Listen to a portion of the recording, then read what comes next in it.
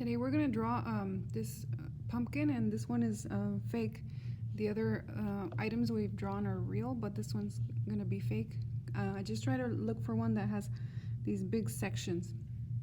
So please have your pencil ready, and again I made sure that the light was hitting the same place, so coming from this spot, and the shadows cast this way. So I'm gonna start by drawing the main shape. So you can start with a circle. So for example, it's kind of like a flattened circle.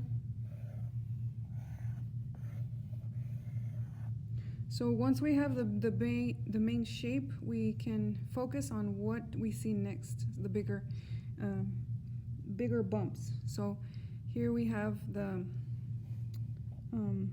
back bumps. So I see 1 and 2, so back there, and then over here I see 1 that's kind of facing out. Okay, and then I noticed how it's bending towards the edge, the same place. And I have another bump.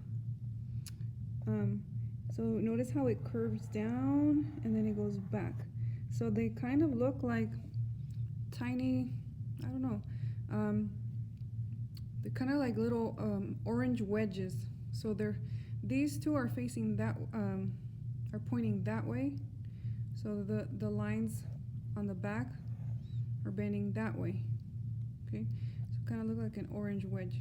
Okay, so now the opposite line is going to do the opposite way, so we're going to be facing this way. So the wedge is going to start from the same line, and now instead of pointing that way, it's going to go this way. And I'm going to make another bump here, kind of like that. Okay, now the next one I could barely see, so it's a little thinner. It still has a bump at the bottom, then it goes around that way. Okay, barely see any the last one, so I'm just gonna draw one right there.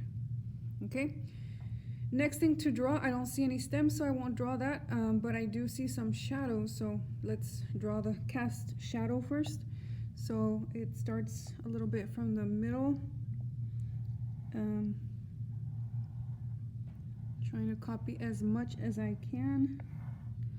And again, you have artistic license, you can change things up a little bit. So it kind of goes out a little bit more like that. So this part is the one that's going to be shadowed with a number 4. So again, slant your pencil.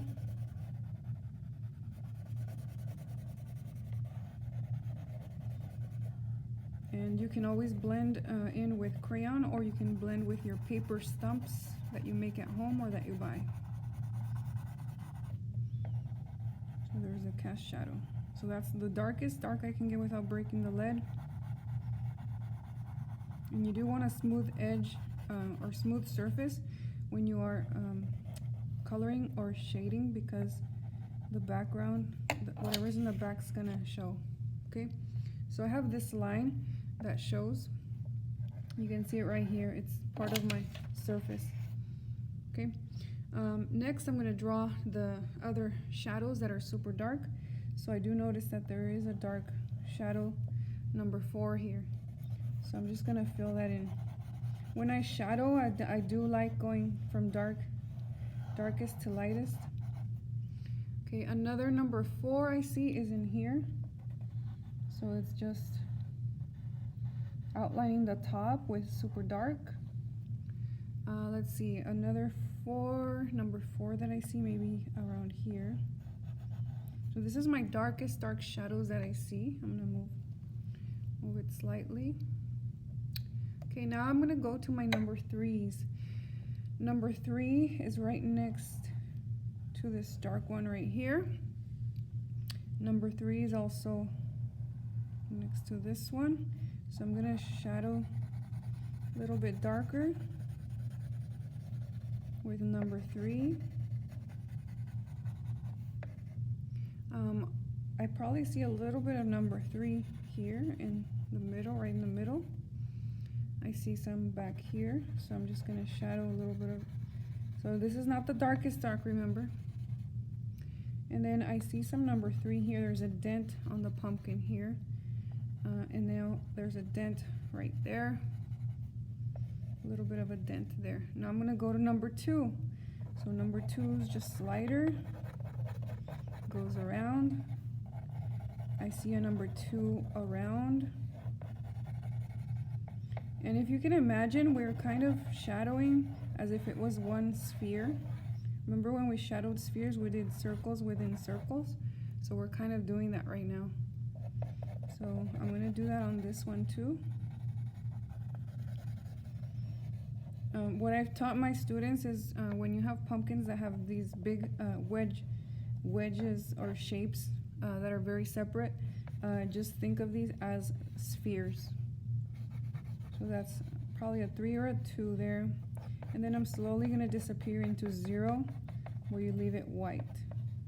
I'm gonna do the back ones are all pretty much one shade. Okay, so there we go.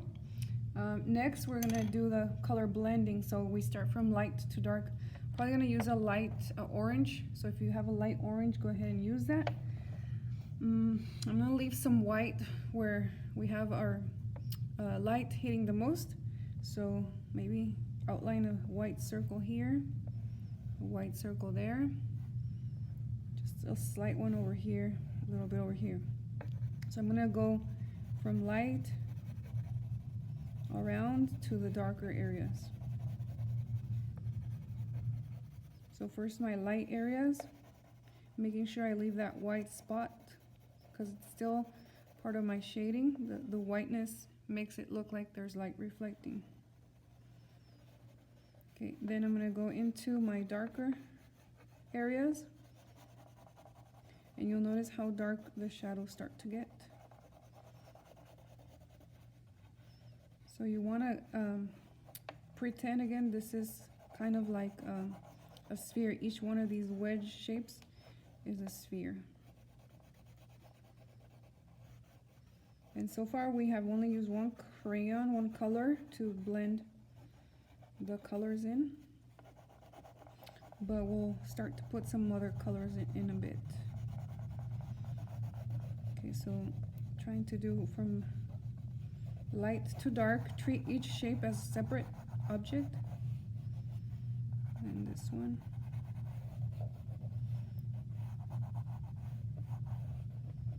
I'll probably do my shadow with a brown or something like that.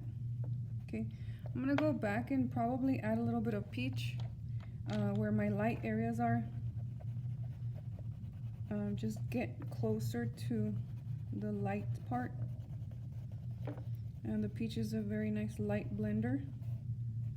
Okay, now I'm going to try a little bit of like a dark orange or dark red. So I'm gonna color that, the dark shadows, with dark orange. So if you have a dark orange, you can use that. If there is no dark orange, maybe brown will work fine. So right now the only part I'm putting the dark orange is where my 3 shadow and my 4 shadow are.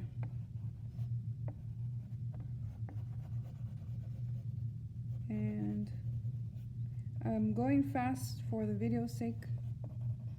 You can always pause and rewatch this video. Okay, so there it is, and then there's the second part of it. This part that's barely showing. Okay, so now we have 2 kinds of oranges, and I like putting in a little bit of yellow into orange. It just makes things feel a little brighter. So you notice how it feels around the white. It feels like, oh, the light's hitting it. So it makes a big difference. If you can add a little bit of yellow around your white, it makes it feel like there's actual light hitting it. So it makes a big difference. Okay, lastly, you have the option to blend the number 4 shadow, the darkest shadow, with peach. It actually gets it pretty dark, so you could keep that, or you could use brown. So they pretty much work the same. Because the lead is so dark, the wax just kind of makes it dark. So they pretty much work the same. Again, number 4 can be done with the brown. And that's pretty much it. So today you learned how to do a pumpkin blended color. And the main thing is to remember to treat each of these wedges as if it was a sphere. So circle or oval inside an oval inside an oval. And then just go back and perfect any areas if you need more orange, more yellow, more dark around your area. Okay, and that's it.